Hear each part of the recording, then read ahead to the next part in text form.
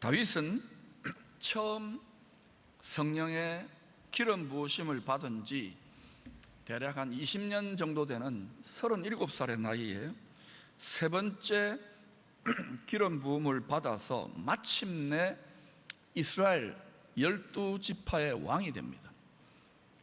시편 139편을 보면 하나님이 창세전에 다윗이 온 이스라엘의 목자와 왕이 되기를 원하셨어요. 그 뜻이 기름 부음 받은 지 20년 만에 성취되는 거예요.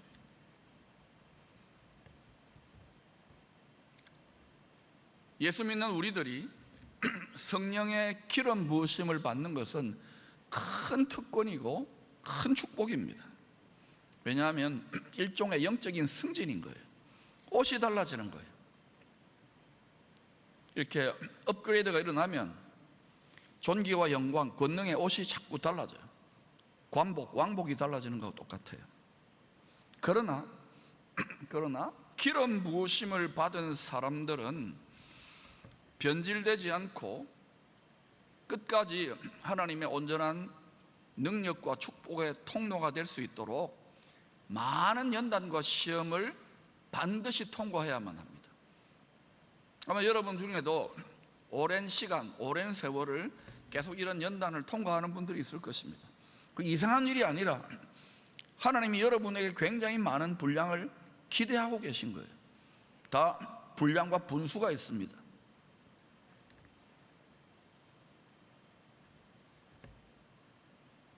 다윗도 하나님께서 사람을 택하여 다듬어서 쓰시는 원리대로 많은 연단과 시험을 평생 받았지만 일단 인텐시브 코스로 적어도 10년, 20년 집중적인 연단을 받는 거예요. 왜?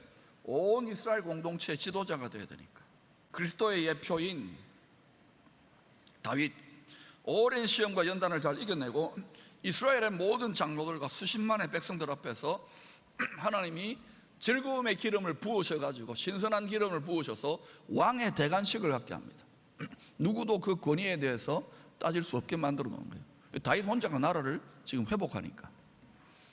그리스도의 예표인 다윗을 머리로 이스라엘 12지파가 한 골육, 한 몸의 지체가 된 것입니다.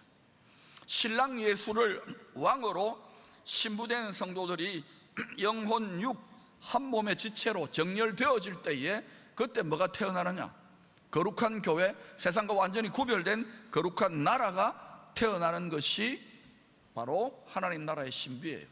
그런데 오늘날 거룩한 나라로, 거룩한 교회로 부름받은 성도들이 마음과 생각과 라이프 스타일이 그냥 세상과 구별이 안 돼.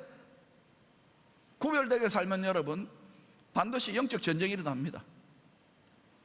엉터리로 살 때하고 달리 이렇게 살겠다고 결단하면 싸움이 일어나요. 이걸 이겨낼 수 있기를 축원합니다. 예수 믿는 것이 무엇이냐? 하나님은 그런 싸움을 허락하셔서 주님을 닮은 마음을 보여주셔. 주님도 이 땅을 살 때 그렇게 사셨어요. 여러분, 주님의 하늘과 땅의 모든 권세를 가진 주님의 권세와 축복을 위임받아서 흘려보내려면 우리도 각자 분량에 맞게 이 연단과 테스트를 잘 이겨내시기를 축원합니다. 사도들은 이것을 알았기 때문에 반복적인 훈련을 통하여 몸으로 체득했기 때문에 기뻐하고 즐거워하라 단계까지도 가라고 하시잖아요. 근데 여러분이 뺨 맞고 억울하고 외로울 때 기뻐하고 즐거워할 수 있습니까? 안 되잖아요. 이유가 뭡니까? 성령의 새 포도주를 덜 마신 거예요. 마실 수 있기를 축원합니다. 다윗은 왕이 되자마자 여호수아 이래로 500년가량 계속 도전했는데 정복을 못한 거예요, 예루살렘을. 그래서 이 예루살렘에 사람들은 아예 이제는 더 이상 500년 동안 정복도 안 하려고 그래. 근데 다윗이 신선한 기름 부음을 받고 그리고 다윗과 백성들이 한 지체로 하나로 연합되니까 가는 거예요. 만약에 연합이 안 되면 가려고 그러면 미쳤냐 그러고 끌어내릴 거예요. 백성들이 해봐도 소용없다 이렇게 또 돌멩이를 들었을 거예요. 근데 간 거예요. 성령의 기름 부음 받은 다윗은 예루살렘이 하나님 나라의 영원한 수도요, 더 나은 하늘에 예비되고 있는 그 본향집과 연결되는 바로 본향집인 것을 잘 깨달았어요. 그래서 한평생 다윗은요, 내가 아버지의 집 여호와의 집, 다시 말하면 예루살렘 왕궁에서 영원히 하나님과 함께 살기를 소망했습니다. 이 소원을 따라 땅의 예루살렘에 하나님이 거하실 집을 짓고자 했던 것입니다. 그리고 결국은 지혜와 평강의 왕인 솔로몬이 성전을, 하나님이 영광이 거할 집을 세우게 되죠. 예루살렘이 인류 역사와 우리의 신앙생활에서 얼마나 중요한 도시인지 성경을 통하여 아주 간단하게 핵심만 몇 가지 체크해 보겠습니다.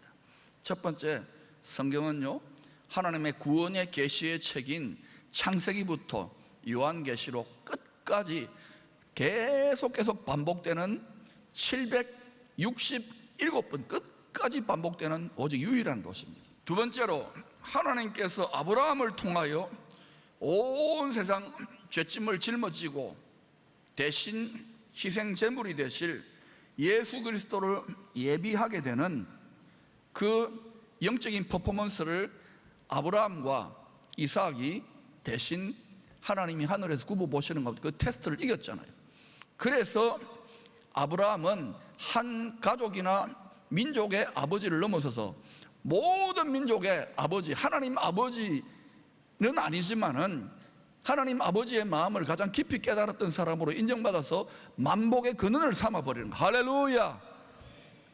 이삭은 또 누구의 예표입니까? 자기 아버지가 자기를 죽이려고 한 거기에 묵묵히.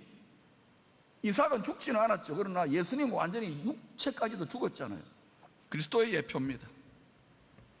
그런데 그 예루살렘을 하나님 아버지가 그 헌신을 받으시고 뭐라 합니까? 여호와 이레, 하나님께서 예비한다는 거예요. 이 죄와 사망 권세로 점점 사망으로 치닫는, 사망의 신이기 때문에 사망으로 치달아요. 이 세상을 멸망하지 않고 이렇게 사랑하사 독생자를 보내셨으니 이는 그를 믿는 자마다 멸망하지 않고 영원한 생명이, 영원한 천국이, 영원한 복락의 나라가 바로 여호와 이레, 예루살렘의 성주이신 멜기세덱, 영원한 대제사장의 왕이신 예수 그리스도를 통하여 예비되는 장소가 예루살렘이에요. 할렐루야. 즉 예루살렘은 하나님께서 창세전에 작정하신 성전 부지입니다. 뿐만 아니라 그 성전 부지에 온 세상을 위해 대속의 속죄 제사를 지내는 영원한 큰 대제사장이요, 스스로 속죄 제물이 되시고 스스로 성전이 되시는 예수님이 예루살렘 성전터에서 유월절 희생양으로 무교절에 죽으시고, 죄에 대해 죽으시고, 부활의 첫 열매로 초실절에 부활하시고, 그리고 40일 동안 제자들에게 남은 레슨을 더 가르쳐 주시고 승천하시지요. 그리고 약속대로 오순절에 성령의 대강림이 일어나므로 비와 같이 성령 강림이 부어지면서 주로 이방의 모든 흩어진, 열방의 모든 흩어진 민족에게 복음을 전하는 공동체로 최초의 신약교회가 탄생하는 거예요. 그리고 이제 쭉 이어지다가 바로 다니엘을 통하여 예언한 한 계시대로 한 이래가 남아있어요. 바로 성경의 반복 구약과 신약에서 반복하시는 약속대로 역사의 주관자가 되시고 창조주요 전능하신 만군의 주 예수 그리스도가 영광 중에 다시 오실, 그때 영으로 오시는 것이 아닙니다. 그때는 예수의 영으로 오는 게 아니라 영광의 몸으로, 부활의 몸으로, 심판의 주님으로 오실 도시가 예루살렘이에요. 아멘. 제가 지금 성경의 얘기를 짧게 요약해 놓은 거예요. 성경은 이 이야기를 하고 있는 거예요. 성경은 돈벌이나 처세술이나 세상에 뭐 이렇게 저렇게 자기 좀 종교적이라고 돋보이는 이런 책이 아니에요. 전부 다 메시아 예수 그리스도에 대한 책입니다. 아멘. 이거 놓쳐버리면 완전히 꽝이에요. 세 번째, 주 오시기 직전에 분명히 성경은요, 구약과 신약에 일관되게 외칩니다. Great Tribulation, 대환란이 있어요. 이걸 여러분 우습게 생각하지 마세요. 주 오시기 직전에 이걸 피해야 됩니다. 아멘. 이걸 피할 수 있기를 바라며 들림받을 수 있기를 축원합니다. 이 대환란은요, 창세 이래로 모든 열방 민족에게는 가장 큰 환란이 될 것이고, 이스라엘의 개국 이래로 가장 큰 야곱의 환란이라고 이야기했습니다.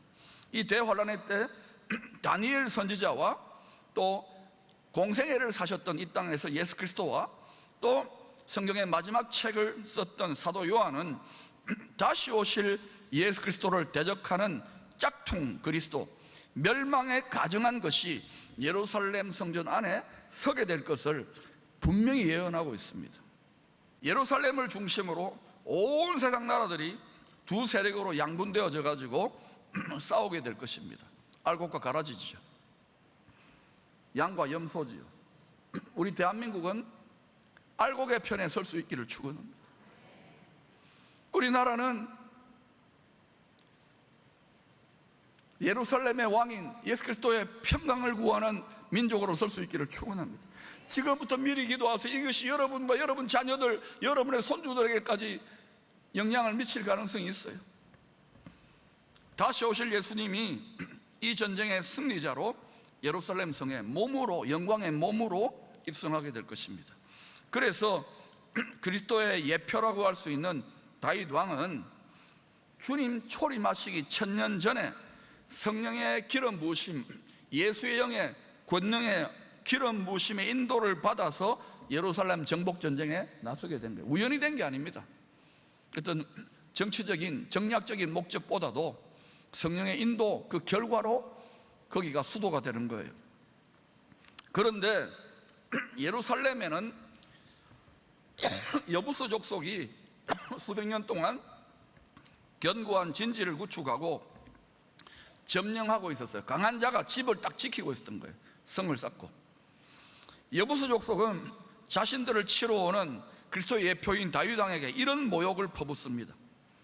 네가 결코 이리로 들어오지 못하리라. 맹인과 다리 저는 자라도 너를 물리치리라. 너 별거 아니라는 거예요. 여러분, 이것은 남의 나라에서 한 3000년 전에 일어난 해프닝 정도로 생각하면 안 됩니다. 우리가 거룩한 나라예요. 우리 마음에 성이 있습니다. 안방이 있어요. innermost being, 뱃속에 가장 깊은 마음의 복심, 가장 깊은 자기 마음의 자리에, 여러분 이 자리에 누구든지 욕심이 있어요. 누구든지. 저나 여러분 다 예외 없이 이 마음의 자리가 거룩한 나라 된 우리 자신을 다스리는 보좌가 있는 것이에요. 여기에 지 마음대로 대왕, 각자 소견에 오른 대로 대왕, 지 생각대로 지식 판단하는 불의한 재판장의 보좌를 반드시 끌어내려야 돼요. 그리고 여기에 예수 그리스도의 말씀과 예수 그리스도의 영이 여기에 좌정하여 앉아야 돼요. 여부스 족속은 도저히 너희들 오지 못한다고 아주 막 기고만장하고, 예? 이렇게 장애인들을 앞에 내세울 정도로 그랬는데 500년 만에 수많은 하나님의 백성들과 군인들이 도전했는데 안 됐잖아요. 근데 신선한 세 번째 기름 부으심을 받은 왕의 기름 부음 받은 다윗이 예수 그리스도의 예표지요. 예루살렘 성이 정복되는 기적을, 승리를 경험하게 됩니다. 어떻게 일어나느냐? 누구도 상상하지 못했는데 물기는데 올라가서 대적의 성문을 취하는 거예요. 땅 속에 길이 숨어 있는 거예요. 그 보니까 그 물기는 수로가 뭐냐? 예루살렘 성 바깥 남동쪽 기혼샘이라는 게 있어요. 성 안에 우물이 없으니까 거기로 수로를 파가지고, 성이 한 100m 좀 높은 데니까 수직 갱도를 파가지고요, 왜 상하수도처럼 이렇게 해가지고 그 물을 끄집어 올리는 물길이 있는 거예요.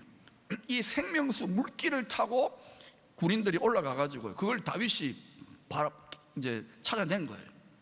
그러니까 여러분, 우리가 할 수 없습니다, 못합니다 그러지만 진짜 믿고 순종하려고 담대히 나아가면은요, 정말 믿고 어린 양이 가는 길은 끝까지 따라가면요, 반드시 하나님은 숨은 길을 여십니다. 웨이메이커입니다. 미라클 워커라면서요, 프라미스 키퍼라면서요. 반드시 전능하신 전지하신 주님이 반드시 길을 내십니다. 여러분의 인생이, 사업이, 가정이, 모든 것이 사방 우겨싸임을 당하여도 반드시 길을 냅니다. 아멘. 구원은 확장된 의미로서는 치유와 회복과 부흥과 모든 것들이에요. 이때야말로 여러분 믿음을 발휘할 때 아닙니까? 먼저는 여러분 자신의 마음의 아성을 주님께 내어드려 보시죠. 이제는 여기에 여호와 니시의 깃발을 꽂으시기를 바랍니다. 우리가 이겨야 될 상대가 세 가지가 있어요. 죄고라는 세상 문화와, 그 다음에 두 번째는 악한 영이 죄를 충동질하는 것, 세 번째는 뭐예요? 우리 안에 숨어 있는 죄성입니다. 이 마음의 죄성을 이기게 되면은 우리가 다 이길 수 있는 거예요. 아멘. 이것을 하기 위해서 우리가 지금 경건의 훈련을 받고 있는 것입니다. 예, 넘어질 수 있습니다. 실패할 수 있습니다. 죄 지을 수 있습니다. 그러나 계속해서 우리는 이렇게 세우고 또 회복되고 치료받아 전진할 수 있기를 축원합니다. 갑절의 전리품을 취할지어다. 누구도 예상 못한 물 깃는 대로 올라가서 원수 대적의 성문을 취해버리는 거예요. 다윗이 믿음으로 순종하면 하나님께서 우리도 다윗처럼 믿음으로 순종하면 반드시 길을 여십니다. 길이 보입니다. 이 승리의 기적 후에 하나님의 백성들 사이에 이런 속담이 만든